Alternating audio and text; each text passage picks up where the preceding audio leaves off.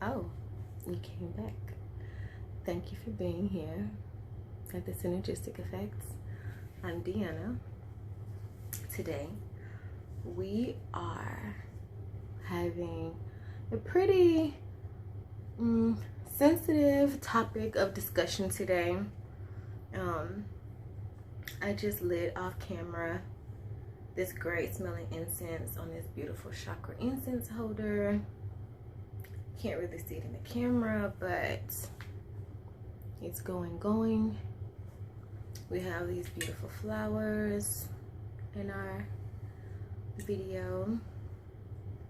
Of course, some selenite crystals, some other crystals, this amazing candle, my exotic fruit juice.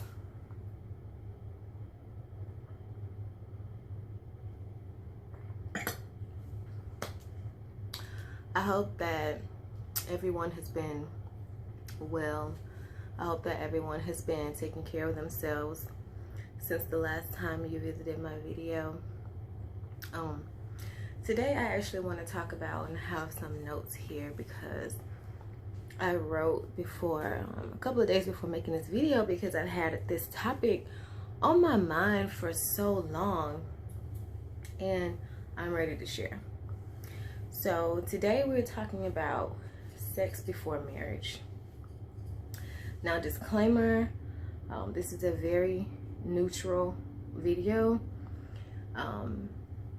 It's a religious neutral video. So this video is intended for everyone. Doesn't matter whatever spiritual practice you are working with in your life. I feel like you will be able to get something from this. If you're a man or a woman who intends on getting married, you know, you're looking for that right person, I feel like having sex before marriage is something that we should not do. Before I got married to my husband, I was not a virgin. Of course, I already had a son, but I did not have sex with my husband until our wedding night. And when I share that with people, they're like, how did you do that? Like, that is just impossible. I could never do that. I don't even want to think about doing that. And I'm just like, I felt like it was something that I had to do for myself. And I was able to attract someone who was on the same wavelength as I was. Shout out to my pinky ring. Like, I'm feeling real player right now. But anywho, I believe that sex before marriage, it entangles emotions. When you meet someone, of course you're attracted to them based on their looks, their appearance, right? But the outer appearance is just that. It's the outer them. The true them is what's on the inside, the parts of them that you can't see, the parts of them which have to be revealed through talking to them, through seeing their actions, just on a day-to-day basis. And I believe that those emotions within each separate person becomes imbalanced once you involve sex, and I'm gonna tell you why. I just so happened to rewatch one of my favorite movies, which is Love Jones. I love that movie. I probably watched it too early in my life as a child, but even in my adult years, I really liked that movie. And just a couple of days ago, I was rewatching it. It was on Netflix, and I realized that these two people, they had an initial connection that was solely based off sex. And one thing that I realized that so many people use is this terminology of kicking it. You know, we're just kicking it, when really you should just say, oh, we're just having sex, you know.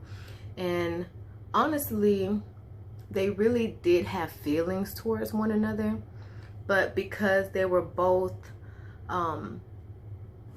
in their own separate ego types of being, I believe that it caused lots of unnecessary confusion between the two of them. The male character kind of had this persona of a little bit of a player, and you know, no woman can really tie him down. And the female character in the movie, she had a really sweet persona, wasn't looking for anything too serious, but when they came together, they really liked one another and feelings started to grow, but no one wanted to admit those feelings. I believe that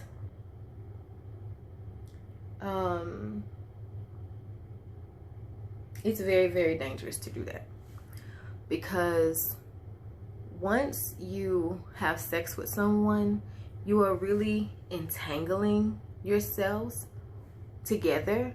And if you're with someone who doesn't have the intentions on truly being with you, you start to grow feelings for them, and you can really, really get yourself hurt really badly.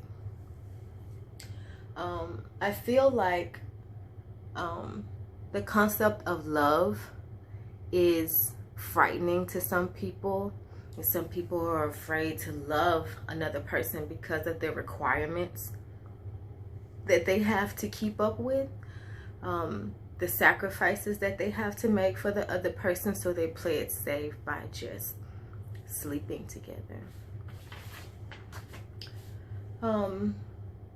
Honestly, I believe that if someone wants to get married, it is important to withhold sex, male and female, because both the male and the female have their own separate gifts to give to another person. When women have sex with men, usually women want a relationship, they want marriage, they want commitment, and women love so hard. We give so much of ourselves. We will clean and cook and sacrifice our time for a man, hoping that they will love us and marry us after we've already given them these sacred treasures of ourselves. And if we are not choosing someone who has the same intention as we do, which is to be committed, then we leave ourselves vulnerable for emotional heartache. And what I mean by that is we can be left as single mothers, which I have experienced that before. We can be left with so many things which can really deter us from wanting to love another person again, or even feel like we deserve to be loved. I've seen so many videos to where there's like a trendy video going around where women are like, I'm just the learning lesson for someone else, and I'm convinced that I'm never supposed to be with anybody. I'm gonna get back to that. As for men, whether you want to admit it or not, men are full of emotions.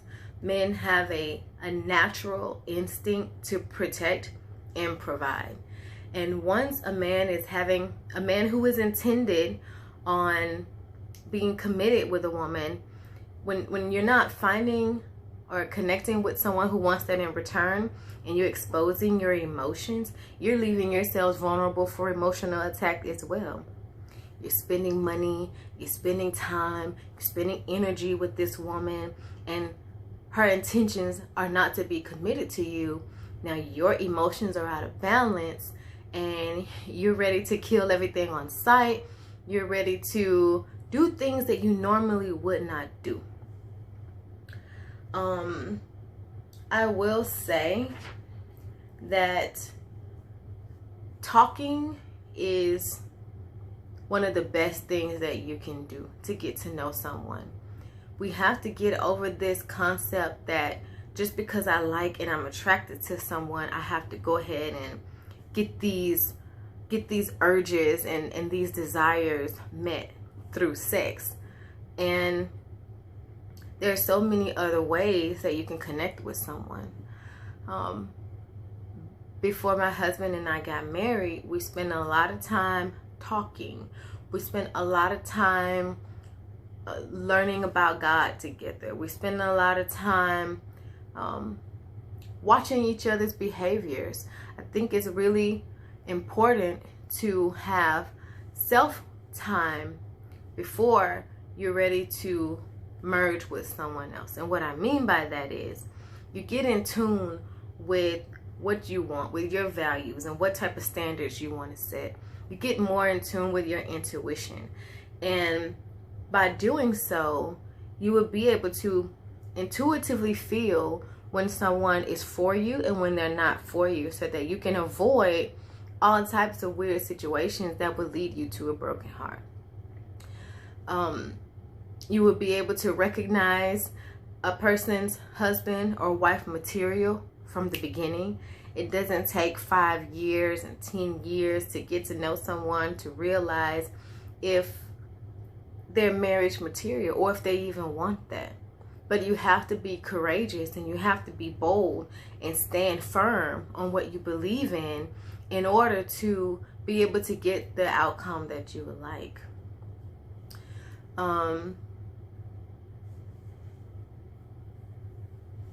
Sex should be an easy, natural flow. Once it's time to get to that point, and I know people will say, I want to test out my car before I buy it. Wink, wink. You know what I mean when I say that. Once you spend time getting in depth with someone's soul, with someone's spirit, you already love them. You're already intimate with them. Sex is just the nice, easy dessert. You look forward to it. You find ways on pleasing one another. And you talk and you figure out what works for you, what doesn't work for you, what pleases you, what doesn't please you, and you find a way to make it work. So just say, do what you like. But I'm just letting you know from my experience, the size or the tightness of someone, it doesn't matter, because once you spend that time connecting with that person's soul, you love them unconditionally. You love them regardless of anything. You would love them even if they didn't have genitals. That's how love is supposed to be. And you have to require someone to show you who they are before you're giving such sacred parts of you to them. I'm